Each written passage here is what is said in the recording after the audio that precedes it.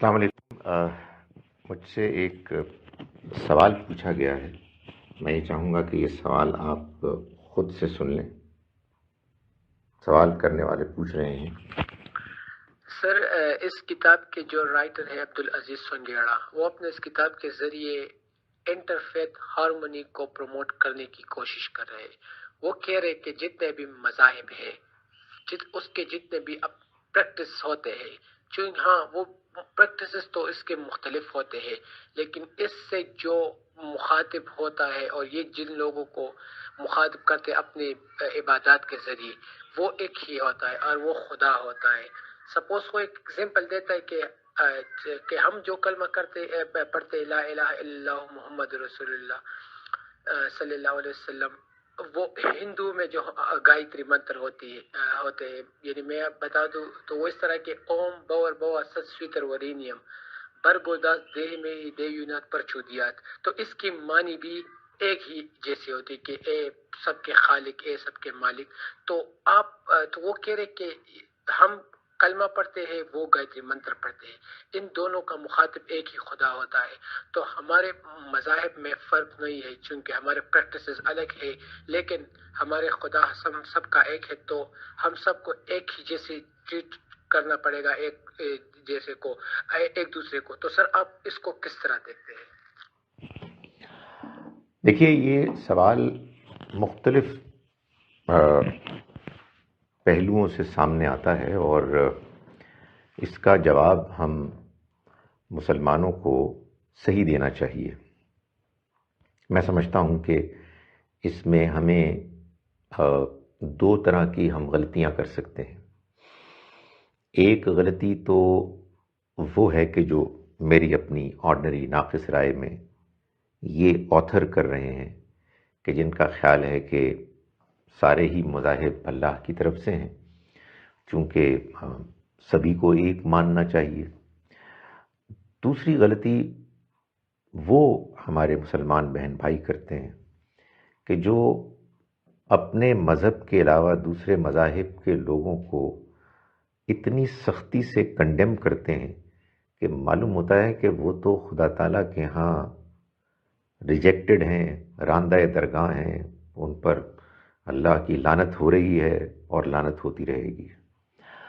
میں سمجھتا ہوں کہ حقیقت ان دونوں کے درمیان ہے، اور اس حقیقت کو اچھی طرح سے سمجھ بھی لینا چاہیے اور اچھے طریقے سے بیان بھی کرنا چاہیے۔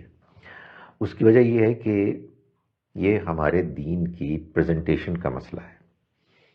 سچی بات ہے کہ یہ حق کا مسئلہ ہے، حق بات کو جاننے کا، حق بات کو ماننے کا، حق بات کو بیان کرنے کا۔ حقیقت واقعہ یہ ہے کہ دین مذہب اس دنیا میں انسان کی ضرورت ہے، اس لیے کہ یہ زندگی ایک معمہ ہے، یہ ایک مسٹری، ایک پزل ہے۔ اس میں بہت سے سوالات پیدا ہوتے ہیں۔ ہمیں کس نے بنایا؟ ہمیں جس نے بنایا اس کی کیا صفات، کیا خوبیاں ہیں؟ ہمیں اس نے کیوں بنایا؟ یہ دنیا میں اونچ نیچ کیوں ہے؟ موت کیوں آتی ہے؟ موت کے بعد کیا ہونے والا ہے؟ ہم اس سے جس نے ہمیں بنایا کیسے متعلق مربوط ہو سکتے ہیں، وغیرہ وغیرہ۔ اس کا جواب ظاہر ہے انسانوں نے تلاش کرنے کی کوشش کی، چنانچہ مذاہب وجود میں آئے۔ مذاہب جو وجود میں آئے تو دو طرح کے مذاہب تھے۔ ایک وہ کہ جو انسانوں نے خود سوچ کے، غور کر کے کچھ نتائج اخذ کیے اور ان کو بیان کیا، اور اس میں اپنے طور پر کسی خالق، کسی مافوق الفطرت سپر نیچرل پار کو بھی اس کے ڈیزائن پریزنٹیشن کا ایک حصہ مانا۔ دوسرے مذاہب وہ ہیں کہ جو خود اس خالق کی طرف سے نازل کیے گئے، یعنی ہمارے بنانے والے، ہمارے خالق و مالک نے ہم انسانوں کی اس ضرورت کو سامنے رکھتے ہوئے یہ فیصلہ کیا کہ وہ ہم کو اپنا پیغام بھیجے گا اور اس پیغام کے ذریعے سے وہ ہماری رہنمائی کرے گا۔ اس نے جو 3 مذاہب بھیجے ان میں وہ مذاہب بھی ہیں کہ جن کو ہم ابراہیمی ادیان کہتے ہیں، یہودیت، نصرانیت یا عیسائیت اور اسلام، جو سب ابراہیم علیہ السلام سے اپنے آپ کو وابستہ کرتے ہیں۔ اور کچھ ان کے علاوہ وہ مذاہب اور ادیان بھی ہیں کہ جو معلوم ہوتا ہے کہ ابراہیم علیہ السلام سے پہلے پیغمبر آئے، انہوں نے اپنی بستیوں میں اپنے اپنے پیغامات پیش کیے، وہ لوگ اس بستی سے پھر ہجرت کر کے اور علاقوں میں چلے گئے، زمانہ گزرا، تبدیلیاں آئیں، وقت کے ساتھ ساتھ نظریات اور عقائد اور عبادات اور طور طریقے کچھ بدلتے رہے، جیسے ہمارے ہاں بھی بدلے، تو وہ مذاہب بھی موجود ہیں۔ اب انسان کو کیا تلاش کرنا چاہیے؟ انسان کو سچائی کو تلاش کرنا چاہیے، حق کو تلاش کرنا چاہیے، یعنی یہ جاننے کی کوشش کرنی چاہیے کہ اللہ کا پیغام کون سا ہے۔ ہم بقیہ پیغامات کی مکمل نفی نہیں کرتے، اس کا امکان ہے کہ ہندوازم بھی اور دوسرے مذاہب بھی کہیں بہت پہلے کسی اللہ کے پیغمبر کے پیغام ہی سے ماخوذ ہوں، لیکن وقت کے ساتھ ساتھ ان میں اتنی تبدیلی آ گئی کہ وہ اب اپنی اصل حقیقت سے بہت مختلف ہو گئے۔ اور ہم یہ تو جانتے ہی ہیں کہ تورات، زبور اور انجیل یہ تو اللہ کی کتابیں ہیں، چنانچہ ان کے ماننے والے اصل میں اللہ کے پیغام سے براہ راست کسی موقع پر مشرف ہوئے تھے۔